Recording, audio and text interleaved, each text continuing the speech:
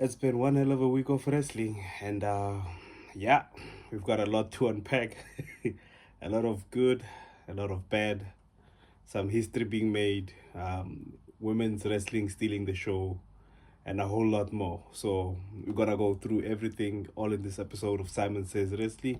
Don't forget to comment, like, subscribe, share, hit the notification bell, and let's get this episode on the road.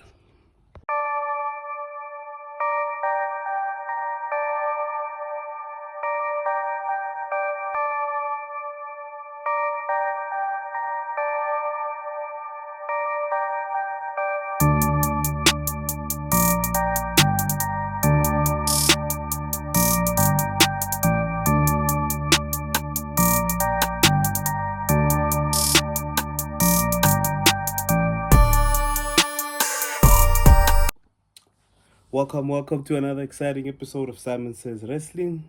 Thank you guys for tuning in. Don't forget to hit the like button. Don't forget to subscribe.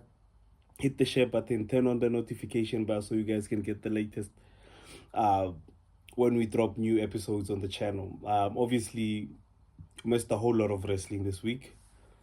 Missed it in the sense of covering it, but obviously have been watching all the big events that have been taking place. And yeah, first wanted to give a huge shout out to Bill Goldberg, who officially put down his gloves this past weekend. This was his last match against Gunther, and I must say, as much as I had PTSD about him getting a World Heavyweight Championship match, I appreciate the effort that he put into having this last match with Gunther, and obviously doing something that I haven't seen him do in a while, which is sell. Um, Goldberg isn't known for his long matches or his ability to sell an injury or a body part during a match because he's never had a match long enough to obviously do that. But in this match, with obviously Gunther targeting his knee, he did a pretty solid job. For someone who has spent his career just bulldozing all over everyone, I just wanted to start off the episode by saying thank you to Bill Goldberg. Thank you for all the memorable memories from WCW to WWE and till now, till Saturday Night Main Event. I did feel kind of bad like watching the whole thing take place and his farewell actually taking place at Saturday night's Main Event. I feel like for someone who has such an illustrious career such as Bill Goldberg, as much as it is flawed by 2 minute matches, wrong decisions here and there, I feel like he should have probably got his farewell match at a big event like SummerSlam. It being a 2 night event extravaganza nowadays, I would have preferred to see it at a much larger scale rather than Saturday night's Main Event. But once again, thank you to Bill Goldberg for all the memories. Thank you for the undefeated streak. Thank you for being the monster that you are. And taking the bumps and the chops that you took from Gunther in this match, it was amazing to watch. Huge shout out to Bill Goldberg. Hopefully he continues maybe trying to build the next Bill Goldberg. Who knows? You never know. And huge shout out to Gunther as well, who retained his World Heavyweight Championship at Saturday night's Main Event. So now what's next for Gunther? Well, obviously, we have a match scheduled for tonight's episode of Monday Night Raw to determine the next opponent for him. So it'll be interesting to see who comes out on top out of that match. In the match, we obviously have CM Punk, which seeds were planted when he shoved Gunther to the floor in his pursuit for Seth Rollins. We have the former World Heavyweight Champion in that match, Jey Uso. We've got Penta. And it will be very interesting to see how all of these elements, because it's obviously going to be a gauntlet match. So me personally, I would like to see LA Knight being pushed into the spotlight. I don't know why, but I feel like this is his time. Speaking of LA Knight, he obviously picked up the W on Saturday night's Main Event, which unfortunately took place because Seth Rollins had injured his knee. It seems like this knee doesn't like seeing Seth Rollins being successful at this point in time. Another knee injury, he might be out for like 4 to 5 months. Obviously, keep a close eye on that. It was not a work. He legitimately had himself during that match. And yeah, it seems like every time Seth Rollins gets to that peak to that top of the mountain, he just has to get dragged back down by his body, just giving out on him, which obviously gives us back to the whole Roman Reigns cutting a promo saying that his body gives out on him in the most crucial moments. But at this point in time, hopefully Seth Rollins can rehabilitate that knee a bit faster. Hopefully the injury is not as bad as it looked, because he clinched for that knee immediately when he landed off of that moonsault. And weirdly enough, it's the same move that he got injured in previously. I think it was in a match with Jinder Mahal. Was trying to pull off the same combo that he was hitting on LA Knight. And yeah, it just seems like now it's not Seth Rollins' time. Hopefully it doesn't take more than 6 months. Hopefully it's just in between the period of 4 to 5 months, as like reports are coming out as we're getting them. But at this point in time, it's very disappointing, just when we were actually starting to pick up steam to build Seth Rollins to that level.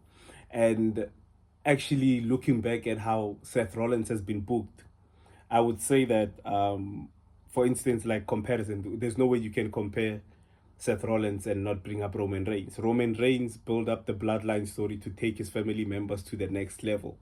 He feuded with family members, all apart from Sami Zayn. He feuded with family members to put them in that main event spot, to show them that they belong in that main event caliber. So I was asking myself, what is Seth Rollins trying to build with obviously his opponents and the people that he's choosing to share the spotlight with? And it hit me. This is a theory, it's nothing proved. Seth Rollins is the workhorse of the WWE. Seth Rollins is the kind of person that would put his own body in the line for the benefit of the company. So I'm thinking that Seth Rollins was trying to get people who have literally gotten over with the WWE universe, and give them the spotlight of that main event action. I don't know, I could be wrong. I think maybe the way that they were choosing superstars to feud with Seth Rollins was, who is the next big thing? Who is the big thing at that point in time? Besides from CM Punk, which CM Punk has obviously been established already. Seth Rollins is trying to build a WWE with a present champion, and who's willing to, as much as he's trying to protect the company, go all the way down to the deepest, darkest holes of hell to protect the company that he loves. So we've seen this from a lot of times from Seth Rollins. So I figured that the fury is Seth Rollins is actually picking out superstars who have gone over naturally. I don't know. Could be it could be a reach, but given the fact that Penta came into the WWE, made an impact, he chose to feud with him. He's been feuding with LA Knight as of late, and LA Knight has been actually kicking off shows, featuring in main event matches. So it's actually great to see how he's picking his opponents, and obviously people who can elevate the game to a higher level, and then obviously into his own vision. So where do we go with the new faction? Where do we go with Bronson Reed and Braun Breaker? At this point in time, I feel like Paul Heyman should start aiming his guidance missile straight to Braun Breaker. He should start guiding Braun Breaker. Bronson Reed should start getting jealous of, why is Braun Breaker now all of a sudden the leader of the group? And obviously this puts a spanner in the works. I don't think this group was meant to be splitting up so soon, but given the fact that Seth Rollins' leadership and his vision is what brought them together, now that it's out of the way, they're probably going to turn on each other. It's two huge egos, and we've seen it from Braun Breaker. Braun Breaker has been showing a whole lot of attitude as of late. He's been talking a lot more on the mic. He's been giving out this character. He's basically unraveling the layers to himself. So it'll be interesting to see what they do with Braun Breaker and Bronson Reed going forward. Another interesting thing that happened, obviously we had the whole women's evolution take place.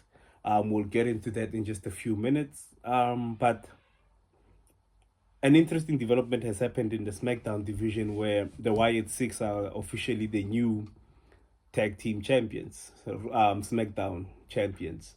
And a lot of people were, I don't know, upset, indifferent to them winning those titles. To be honest, I have no issues with the Wyatt Six winning those titles, because the tag team division on SmackDown, as I've been saying for the longest of days now, is one of the healthiest, if not the best tag team division in pro wrestling at this point in time. So giving the titles to the Wyatt Six has in itself given, it hasn't even given an edge. Like the Wyatt Six were the hottest tag team at this point in time. They are great tag teams on the show, but they were the hottest tag teams given the element of spookiness and the aura that they bring to the tag team division. So, me personally, I have no problem with it as long as we can book it and make it into a story. The other thing that I have been picking up on is the fact that Uncle Howdy has been made into a memorabilia of Bray Wyatt. And I do not mind the message. It's just the fact that the way that it's being applied, it takes away from who Uncle Howdy is supposed to be. Uncle Howdy, the Wyatt Six, is obviously a Bray Wyatt idea. Rest in peace to his soul. But if they keep making this whole group just like a memory of what Bray Wyatt wanted, I feel it's gonna take away from what Uncle Howdy should be going forward. I love the fact that they came back and had a cake, obviously on Wyndham Ratanda's birthday to celebrate his birthday. I love the fact that he obviously calls back and recollects and pays homage to Luke Harper, who at the time was in the Wyatt Six with this, yeah. I love the fact that he keeps reminding us that those people are there. But who is Uncle Howdy now? What is Uncle Howdy's mission? What is he trying to achieve? The QR codes, I believe, have been done way too much now. They were interesting when it was beginning and there was cryptic messages, but now we do not have a direction as to what Uncle Howdy is going to do. Yes, we have a direction for Joe Gacy and obviously Dexter Lumis because they're the new tag team champions. They're obviously going to be into the tag team division. But what about Luke Harper? What about Uncle Howdy? And what about Abigail the Witch?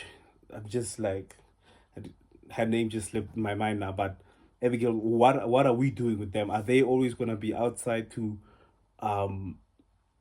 celebrate the other two guys winning the titles? We need to have a solid storyline. And using Bray Wyatt's theme song, I feel it still takes away from Uncle Howdy and what the group is supposed to be. Uncle Howdy, at some point, he made an entrance to the ring. I think it was Bray Wyatt and LA Knight in the ring. And he had this theme song. It was an eerie, horror-like theme song that he came walking down to the ramp and obviously doing his whole thing. He was cool. He was cold. It was unpredictable. So for now, I would really love that the Wyatt Six change the, like, I get the message. I get the fact that they're trying to pay homage to Bray Wyatt and everything that he had thought of, but we need to separate them being Bray Wyatt's memorabilia into actually focusing them into a storyline and obviously getting them active in such a way that it sets them away from just being an idea for someone, like being an idea for someone, like for, how can I put it? Being an idea of someone who's not there anymore.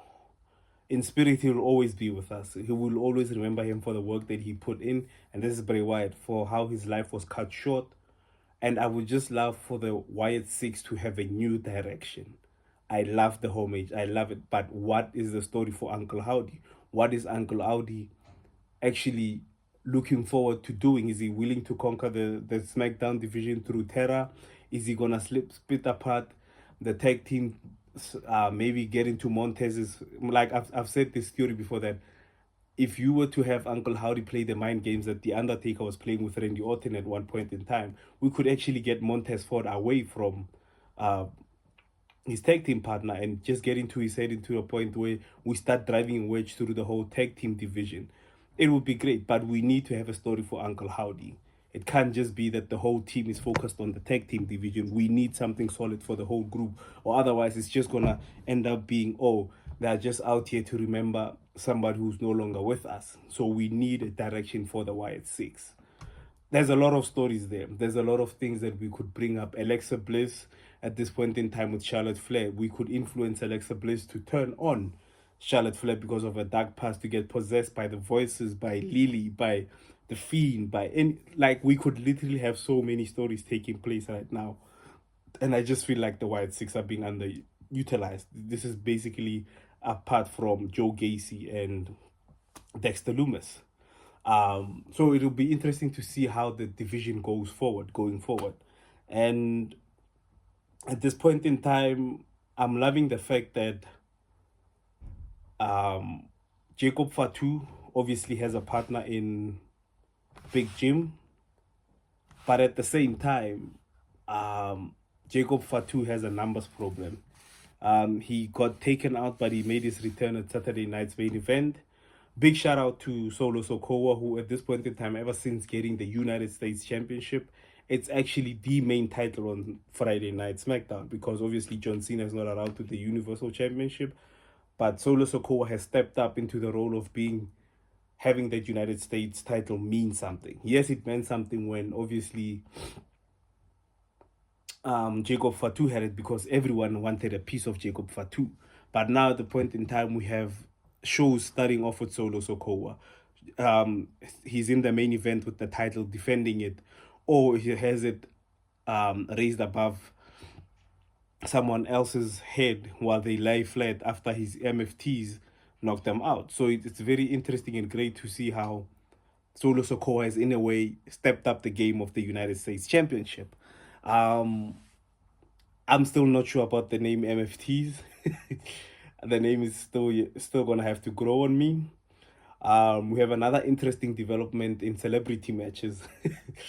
The internet is just going crazy, and I never actually understand the the hoo-ha that's surrounded about people just being angry that someone like Jelly Roll now has a role to play. Excuse the pun.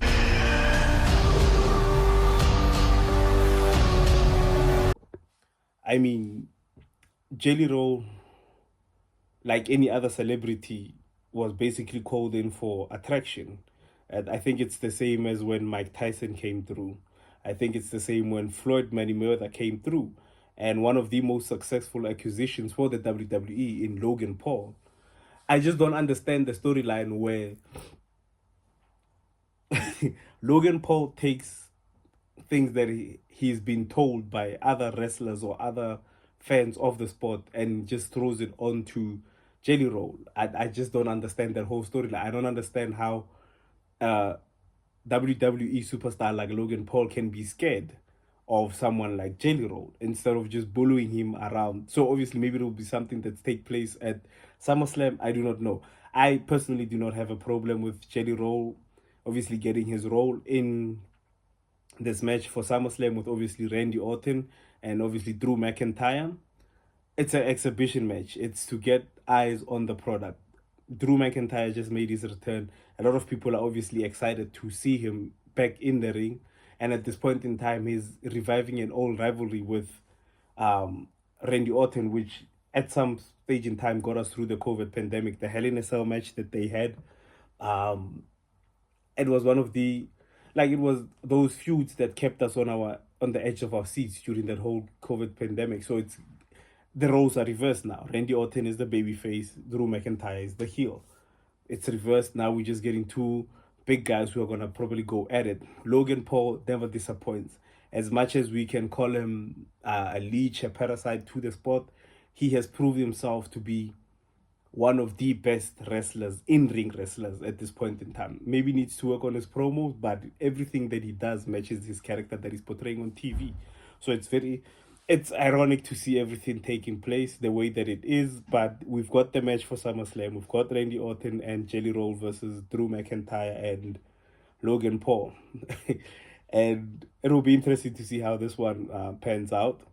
Um, Charlotte Flair and Alexa Bliss is just another, like, the story's getting better.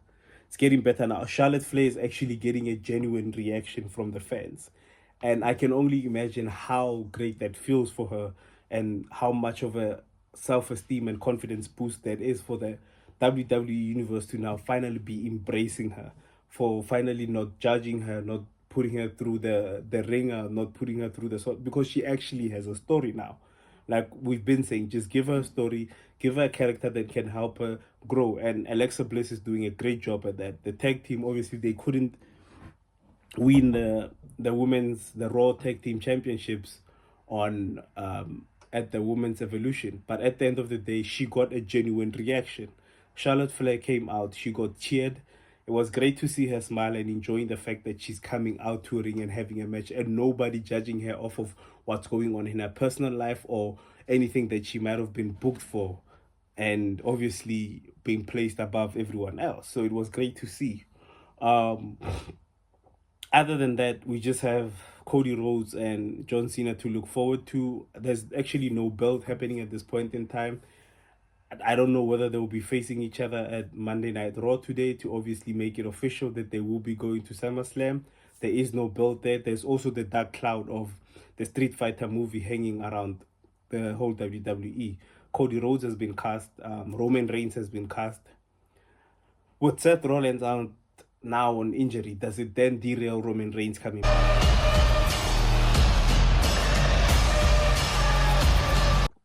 What Seth Rollins at this point in time getting injured is just the whole chain of events that is just leading to a whole bunch of question marks.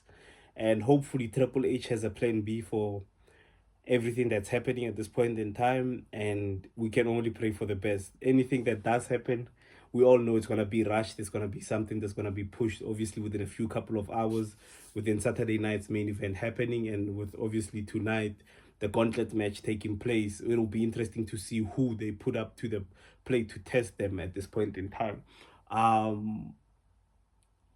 The women's evolution event, Big E said it the best. He said it the best, and I think what he was saying is the sentiment of what wrestling is at this point in time. When you're at home, and when you're on the internet watching it, it's a different reaction. It's a whole different reaction to somebody that's actually inside the ring, that's inside the arena, that's enjoying that show, that's watching everything just unfold. So I just want to give a huge shout out to the women's division in the WWE. Thank you for the legends that came through to obviously acknowledge the hard work that has come to fruition for them. These are the things that they had been hoping would happen for the women's division, and the ladies on the roster didn't disappoint at all. Huge shout out to Naomi. Like I was saying the other day, I made a video on the channel about, do we actually need Queen of the Ring, Money in the Bank, and the Royal Rumble all happening in the same year? And I can safely say, with what we got with Naomi, it brought back the unpredictability of the Money in the Bank, and she cashed in on on the women's heavyweight championship. Now, does this mean that Naomi is a Raw superstar, or is she then gonna take the title to Smackdown? Because she's a Smackdown superstar, obviously. And I didn't understand the inclusion of Bianca Belair being made the special guest referee. Bianca Belair had already made it clear that she doesn't want to get involved in these two's business, and anything and everything that they want to do to each other should be between them. And I feel like putting her as a special guest referee just actually puts her back into that whole mess. And like I said, the story has always been there. The story has always been Jade Cargill, Bianca Belair, and Naomi. Those are the big three. Those are the three women that, for me, are the most dominant on SmackDown, and obviously have a huge storyline that is wrapped in consequences, betrayal, and just lunacy at this point in time. Like, Naomi has gone off the hinges, and she's killing her heel role. And I'm loving the fact that she's taking it to such a level that it's starting to affect her mentally at this point in time. So it looks, and everybody's just being told to approach with caution. So now, what does this mean with Tiffany Stratton, who obviously retained against Trish Stratus?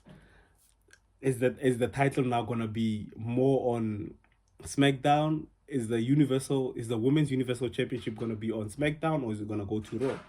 Are we swapping titles? Are we swapping champions? What's the plan? At this point in time, the unpredictability of the Money in the Bank was brought back in that one single decision to have Naomi cash in on both Rhea Ripley and Io Sky. And at this point in time, Io Sky still hasn't been defeated by Rhea Ripley. And I love the sportsmanship that was shown at the end of the match. When everything was done, Naomi had taken the title and left. The fact that Rhea hugged Io Sky. So can we start building a storyline against Io Sky, trying to get back her championship, not have her stay stagnant like we have been with, obviously, after WrestleMania and everything that had happened? What's next for Rhea Ripley? Who's the next opponent? Becky Lynch retained her Intercontinental Championship. Hell of a match. Hell of a match. And there's a big wedge between Stephanie, not even Stephanie. I'm thinking about, I'm turning into Booker T, Lila Valkyria and Bailey. So obviously those two gonna have to settle their differences to see who's gonna be worthy to go into the title shot with Becky Lynch. But I think with Becky Lynch having defeated both of them at this point in time, spinning like stealing the cover, she would believe that she's done with them. She's gonna look for new opponents. But I don't think this is where the story ends. I don't think this is where Lyra and obviously Bailey will need to sort it out between themselves to see who's gonna get a shot at Becky Lynch's Intercontinental Championship.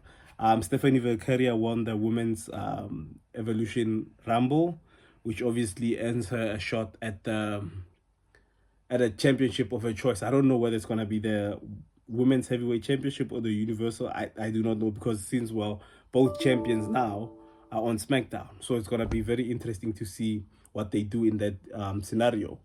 Another interesting, well, obviously Naomi is the new heavyweight championship. Roxanne Perez and